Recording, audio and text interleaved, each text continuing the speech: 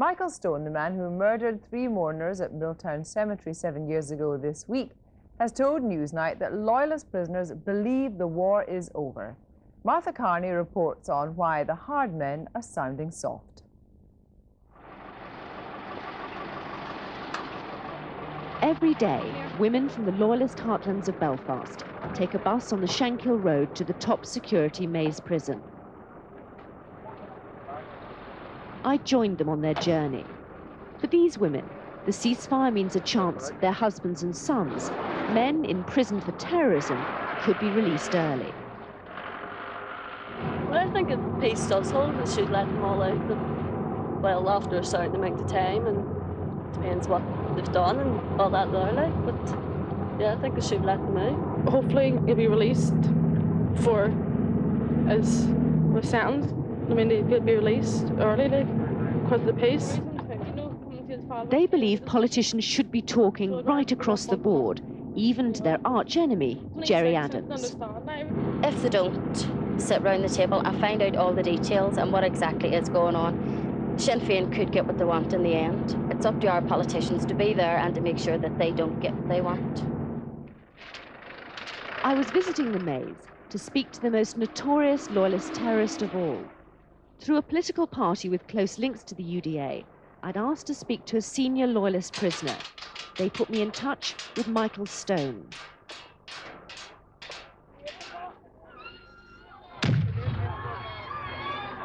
He was the Loyalist gunman who threw grenades and fired shots at mourners attending a Republican funeral in Milltown Cemetery 7 years ago. Stone claimed his targets were top Republicans. But 3 people in the crowd were killed and several injured. He was later given a sentence of at least 30 years for those murders and 3 earlier killings. Inside the Maze, I spoke to him for around an hour and a half about the political situation, his own past, and the way ahead. Described as a maverick on an ego trip by UDA sources at the time, Michael Stone revels in his notoriety. He's even grown a ponytail, so Republican prisoners would recognize him. He even showed me an old bullet wound. But he's now on the 5-man UDA council in the Maze, in charge of 150 prisoners, and was chosen by the UDP to speak to me. The very first thing Michael Stone said as he sat down opposite me in the visitors' centre was that, as far as we're concerned, the war is over. So the prisoners, who he called the prisoners of war, must be released as soon as possible. When I said, aren't you being naive? He said, look, I don't trust the IRA. I've been trying to kill them most of my life. But Sinn Féin is sewn into the peace process, so the IRA can't go back to violence. Loyalists are undergoing great change. Last week, in the Lord Mayor's parlour at City Hall, Hughie Smith prepared for the Queen's visit. He's a councillor for the Progressive Unionists, the PUP, one of 2 fringe parties with links to the Loyalist paramilitaries. Meeting the Queen was a dream come true. I think it's probably every unionist, maybe even nationalist, it's everyone's dream to meet the Queen. And I mean, for me, it was just a fairy tale, a dream come true. But while his loyalty to the Crown is undiminished, Hughie Smith has travelled a long way. Unlike the mainstream unionist politicians who are refusing to talk about the framework document, he believes it is a basis for discussion. The framework document's not acceptable to me or any members of the unionist grouping that I know of. But what I'm simply saying is we can't walk away from it. The official unionist party have already produced a document. The DUP have produced a document. The PUP and the UDP have all produced documents. And what I'm saying is let us go in there and talk and try and get a future that we can all accept. Another group sets off this morning from the Shankill Road, where many small Loyalist parties have sprung up and failed. The PUP and the UDP are heading for Stormont to a regular meeting with civil servants. Like Sinn Féin, they too are demanding talks with the government minister as soon as possible.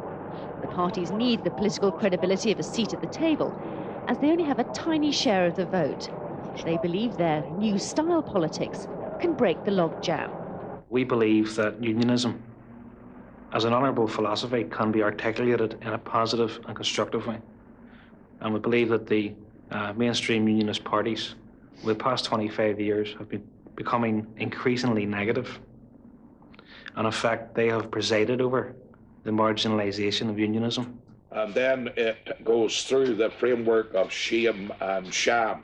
But sounding Further positive stage is more and more the difficult surrender, as other political parties process, attack the framework document. fiction, Today, for Ian the Paisley's DUP unity of purpose launched a with Ireland campaign of should putting be. 50,000 Yet leaflets another against the big promise document about through Articles 2 and letterboxes. 3, The DUP North, argues South, that the All fringe Ireland parties are Parliament, naive, embryo, and what's more, rigged, are far toothless too and close to dismissible paramilitaries, of this whom the document DUP is goes, frequently and that the condemned people as have time to gangsters. sit down and read it. I don't see them as legitimate parties because A, they don't have an electoral base, and I think that they also have got to recognise that they are only, and in fact, let me quote one of their own spokesmen, our legitimacy comes from the silence of our guns.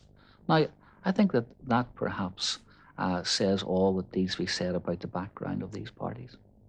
In a statement passed on to Newsnight by the UDP, Michael Stone was scathing about unionist politicians. The grand old Duke of York types have strung us along for years, and where has it got us? They have undoubtedly influenced many young loyalists with their talk of civil war and a sellout. To be honest, in my teens I was gullible enough to listen to them. Strange thing is that all those involved in the conflict are working class. There are no middle class or upper class DUP, OUP members slopping out with me each morning. We literally have been used to keep the nationalists in their place. A former loyalist prisoner agrees. Mr. Paisley is a bigot and he's a stirrer, warmonger. He's been responsible for up to 70% of loyalist prisoners being in jail. His inflammatory remarks, statements. Well, I mean, it's very easy for someone to make those kind of allegations. It's another thing to substantiate them. I don't think that Ian Paisley has ever, I've never heard him, and I've been fairly close to him over many years now, I've never heard him encourage anyone to go out and pull a trigger. And if someone takes that step and does that, they're responsible.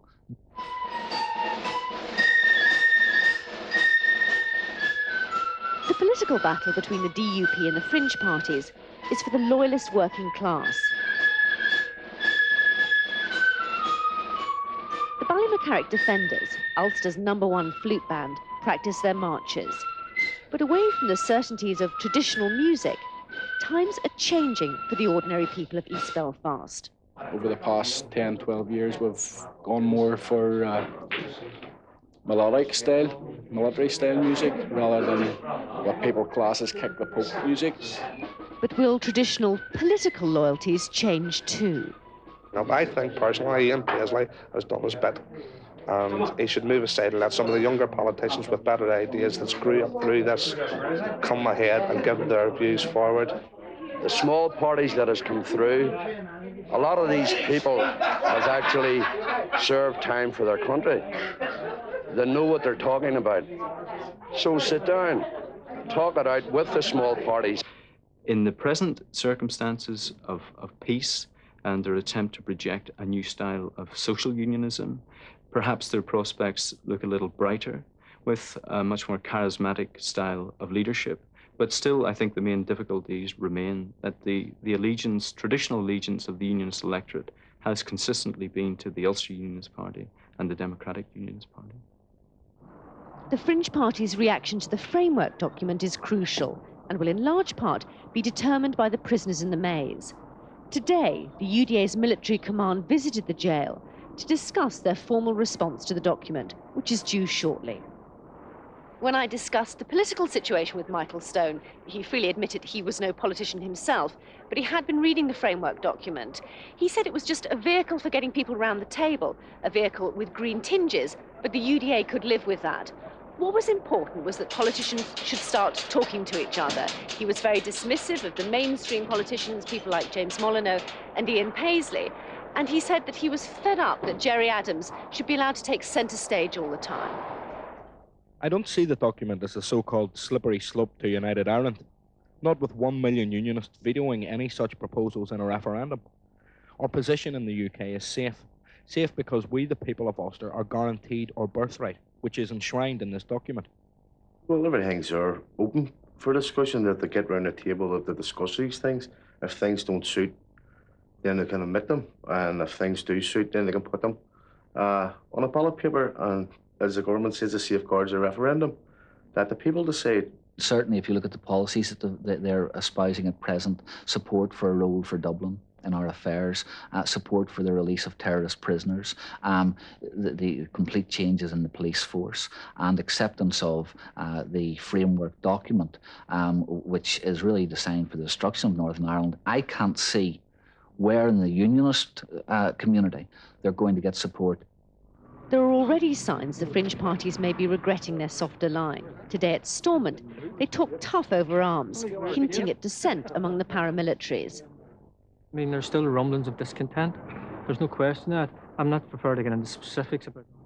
And the PUP has already taken a harder line by refusing President Clinton's invitation to the St. Patrick's Day reception which Gerry Adams will attend. Gary McMichael's UDP has yet to decide. He claims to be part of a new generation in Loyalist politics, but the legacy of violence continues. His own father, a senior member of the UDA, was killed by Republican terrorists. Would their cause be helped if he accepts the invitation? Gary McMichael is tonight weighing up all the consequences. What impact our decision will have on world opinion, on opinion of the people within Northern Ireland, on the opinion of the people within the Loyalist community, and whether we will be aiding Gerry Adams and Sinn Féin's fundraising campaign for the IRA, or where we will be combating that campaign and the propaganda that he is going to be advocating. When I spoke to Michael Stone, he said you should go. Well, I have my own personal views on that, but that's a decision has to be taken by the party as a whole. His main fear is how potential voters will react.